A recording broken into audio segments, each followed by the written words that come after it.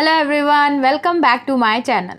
आज का जो टॉपिक है वो हमारा बहुत ही इंटरेस्टिंग होने वाला है। वो है हमारा क्लास 6 की हिस्ट्री का chapter number 2 on the trial of the wealthiest people.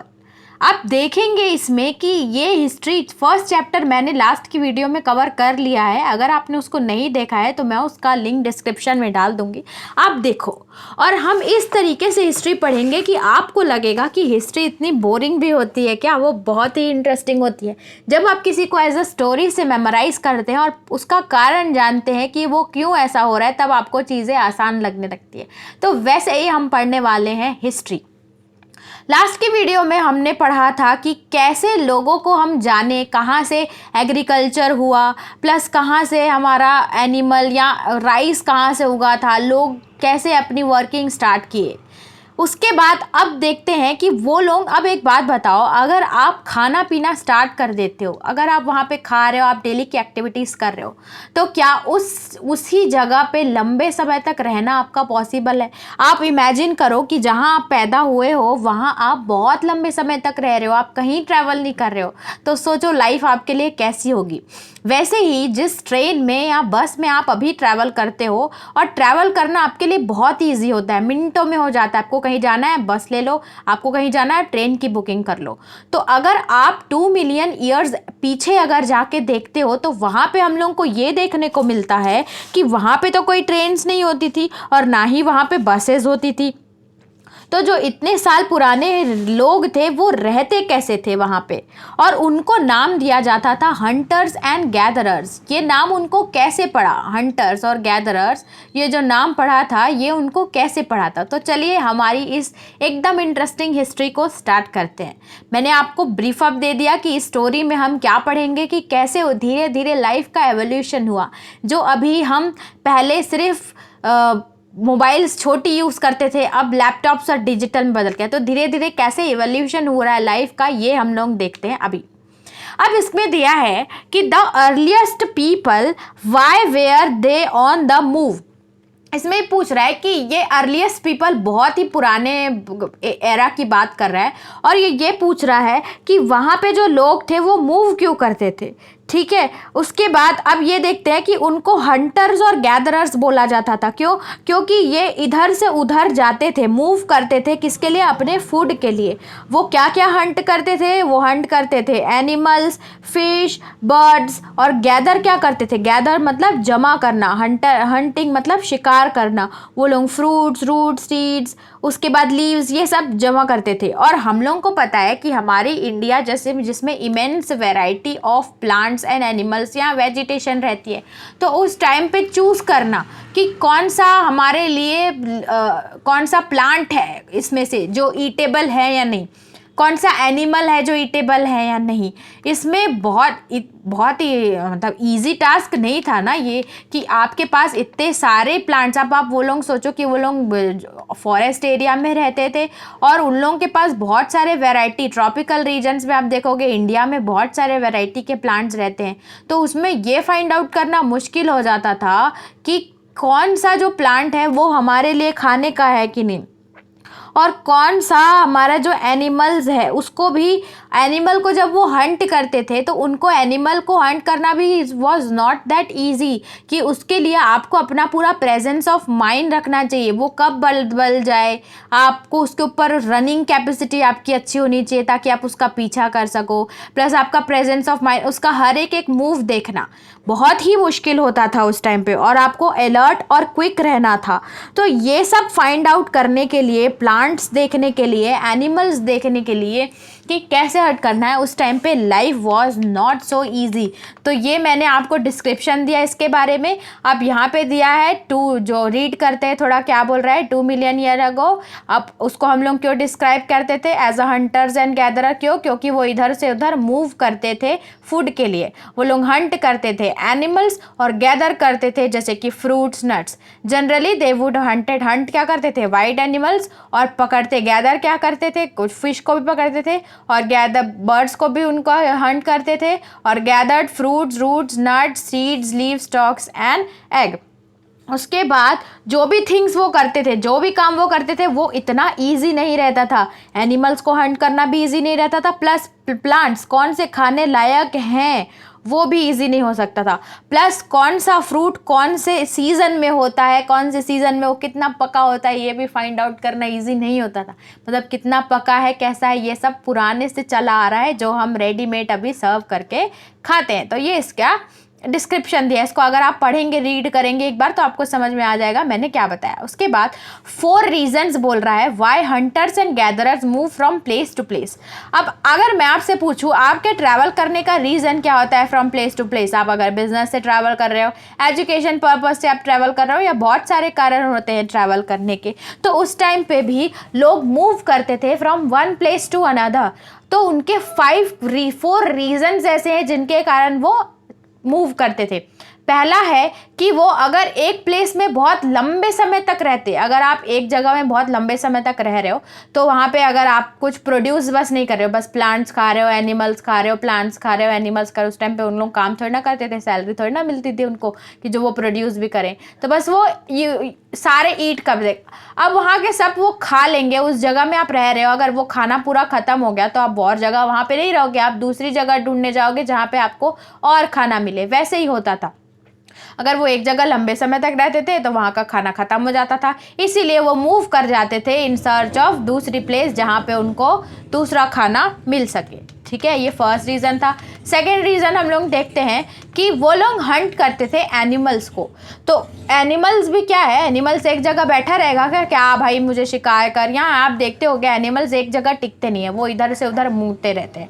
तो दूसरा कारण ये था कि एनिमल्स मूव करते थे from one place to other, और क्योंकि उनको वो हंट करना रहता था तो उनके पीछे पीछे देखते थे कि कहाँ गया एनिमल, या कोई अच्छा एनिमल उनको मिलता था उसके पीछे जाते थे। तो इस तरीके से भी उनका मूवमेंट होता था, जहाँ वो शिकार करते थे वहाँ वो बस जाते थे।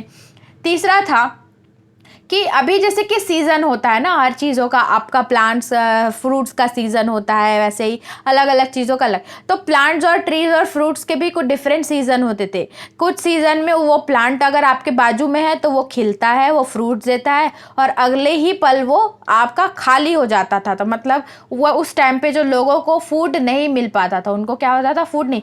अब उस प्लांट से जिसको उनको फ्रूट मिल रहा था अभी उसको मिल नहीं रहा है, क्योंकि वो तो सीज़न में चलता है। तो वो अपनी दूसरी प्लेस जाते थे जहाँ पे उनको दूसरे प्लांट्स मिले जिनसे वो खाना ले सके, या कोई और अल्टरनेटिव ढूंढे। तो ये मूव करने पे मजबूर करता था।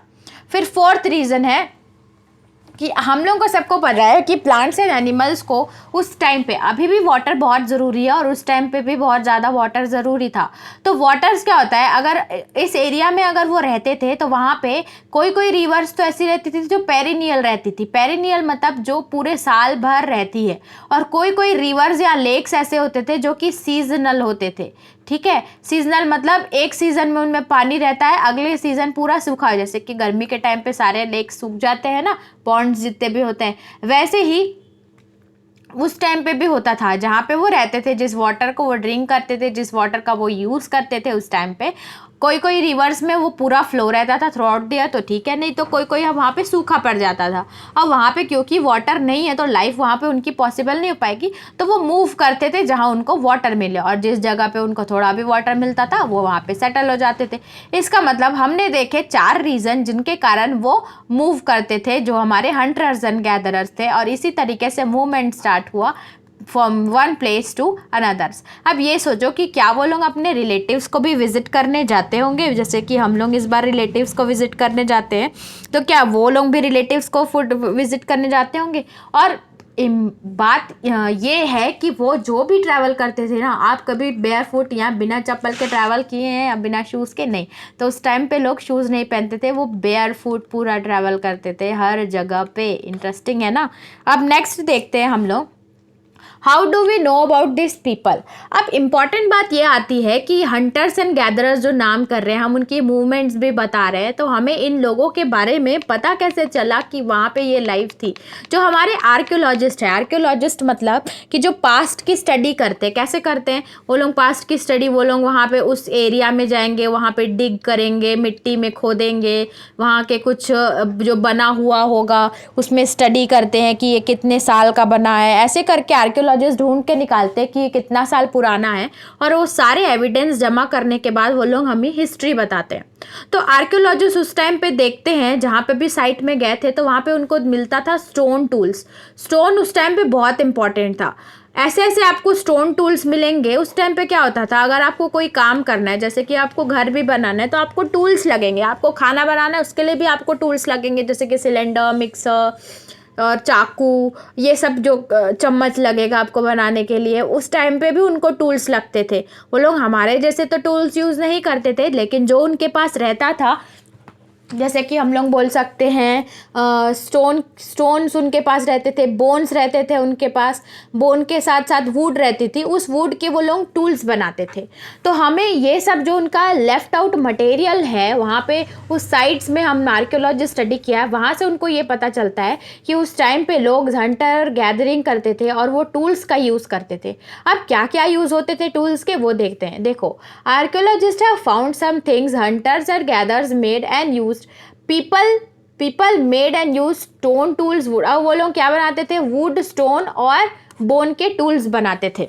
ठीक है, अब वो जो टूल्स बनाते थे उनके यूज़ क्या क्या रहते थे, वो क्या करते थे, या तो वो मीट और बोन को कट करेंगे, या ट्रीज से बार्क निकालेंगे, या फ्रूट्स और रूट्स को चॉप काटेंगे, और उसके पास या टूल्स बनाएंगे। जैसे कि ना एरो रहता है, जैसे कि वो बाण रहता है ना, जो लक्ष्मण राम ने जिससे मारा था रावण को, वैसे ही। तो वो लोग क्या करते थे, लकड़ी लेते थे और यहाँ पे स्टोन फंसाते थे, और उस स्टोन से वो शिकार करते थे। ठीक है, तो to make spear arrow for hunting. उसके बाद वुड को काटने के लिए स्टोन को वो लोग धार कर देते थे ऐसे नोकीला, जिससे वो उनकी हो जाए जो भी कटिंग है वो। उसके बाद और जो वुड रहती थी उससे वो लोग हट्स बनाते थे और टूल्स बनाते थे। हट्स मतलब रहने की जगह। तो ये सब जो एविडेंस हम लोग को मिलते हैं उनसे ये पता चलता है कि उस टाइम पे थे। और कुछ कुछ स्टोन टूल ऐसे हम लोग को मिले हैं, आप लोग सोच रहे होंगे कि वो अभी तक कैसे। कुछ कुछ स्टोन टूल ऐसे रहते थे कि जो अभी तक ही भी बेस्ट सर्वाइव कर लिए। ठीक है, उसके बाद अब देखते हैं हम लोग आगे। स्टोन टूल्स आप देख सकते हो, ये इसीलिए यूज़ होता था। अब नेक्स्ट देखते हैं हम लोग। अब choosing place to live in. Choosing place to live मतलब some important archaeological sites. India के अगर आप पूरा मैप देखोगे तो आपको कुछ इंपॉर्टेंट आर्कियोलॉजिकल साइट्स मिलेगी। आर्कियोलॉजिकल साइट्स मतलब जहाँ से हमारे जो हिस्ट्री वाले आर्कियोलॉजिस्ट हैं उनको टूल्स मिले, उनको एविडेंस मिले कि यहाँ पे लाइफ थी, यहाँ पे हंटर्स और गैदरर्स रहते हैं। जैसे कि मध्य प्रदेश में भीमबेटका, और डेक्कन में आप देखोगे अलग अलग। आप अगर बुक का मैप देखोगे तो आपको सब समझ में आ जाएगा। बे ऑफ बंगाल, बहुत सारे मैप में ऐसे कोटिंग्स हैं जहाँ से उनको एविडेंस मिला है कि यहाँ पे लाइफ एग्जिस्ट करती थी बहुत ज़्यादा। उनको यहाँ से बहुत सारे ऐसे टूल्स मिले हैं जो उनको एविडेंस दिए हैं कि यहाँ पे हंटर गैदरर्स रहते थे, और बहुत सारी ऐसी प्लेसेस है जहाँ पे। और उसके पास ज़्यादातर उनको जो है वो वाटर और रिवर्स और लेक के साइड में उन लोगों को ये सब सोर्सेज मिले।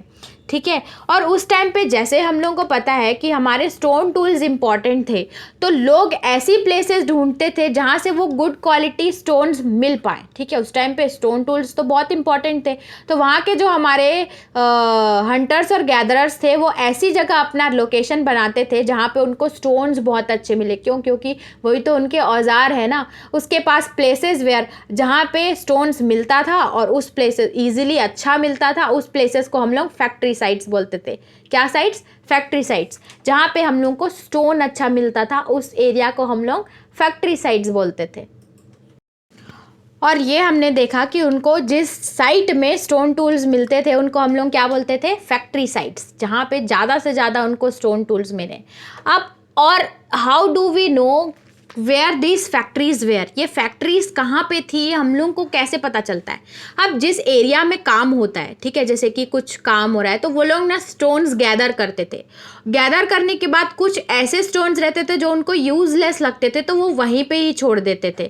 तो वो एक तो वहाँ पे आपको स्टोन के ब्लॉक्स मिलेंगे बड़े बड़े, और कुछ छोटे छोटे स्टोन के टुकड़े मिलेंगे। और फॉर एग्जाम्पल अगर हम लोग वुड है, ये वुड है, ठीक है, अब इनको शेप में लाना है तो इसकी कटिंग करोगे। कटिंग करने के बाद जो छोटे छोटे इसके पार्ट्स बचेंगे उनको आप नहीं रखोगे संभाल के, वो वहीं पे रख दोगे।